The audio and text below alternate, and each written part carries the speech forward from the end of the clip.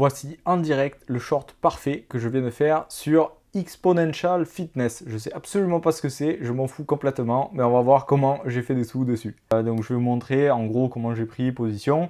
Ici en bas, voilà, on voit le short qui a été pris. On va passer la barre des 1000 € là. Le pourcentage de baisse, on le voit à droite ici, il est de plus 46% à partir du moment où j'ai pris le short.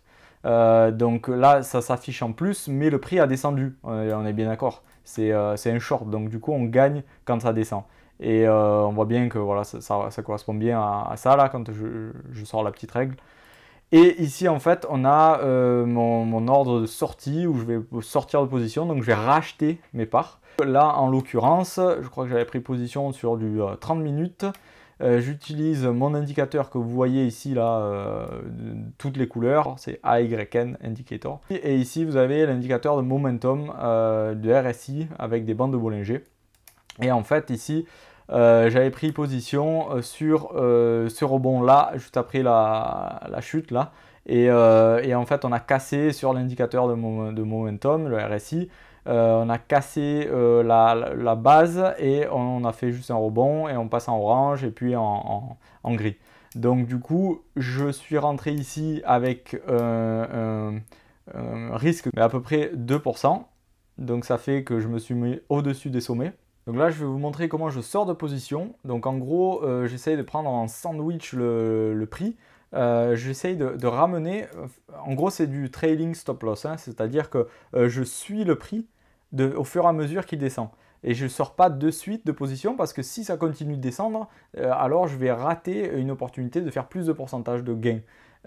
Donc du coup, en gros, ce que je fais, c'est que ici sur TradingView, c'est assez facile, on vient ramener notre stop au plus près du prix. Sauf que si on le ramène trop proche, le prix va pas avoir assez d'espace pour respirer et pour au cas où faire des rebonds de plus en plus bas. On va de suite sortir au premier rebond. Et nous, c'est pas ce qu'on veut, c'est qu'on veut suivre jusqu'au plus bas. On va voir de suite combien je pourrais rater si ça vient à taper mon stop loss maintenant. Donc là, je modifie mon ordre et on voit que hop, il s'est mis ici.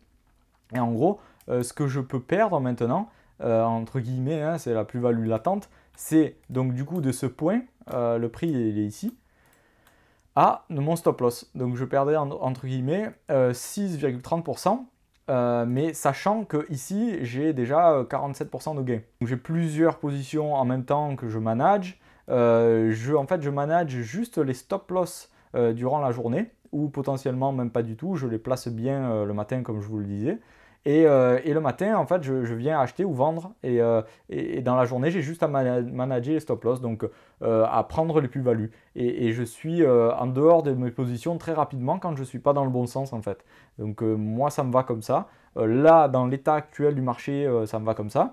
Mais ça peut très bien aussi dévier en accumulation DCA par palier grâce à de l'automatisation sur mon indicateur par exemple. J'espère que ça vous a plu. Abonnez-vous si vous voulez en savoir plus sur mes petites positions et si vous voulez faire des sous sur les marchés financiers. J'ai fait une petite bulle. Allez, à plus.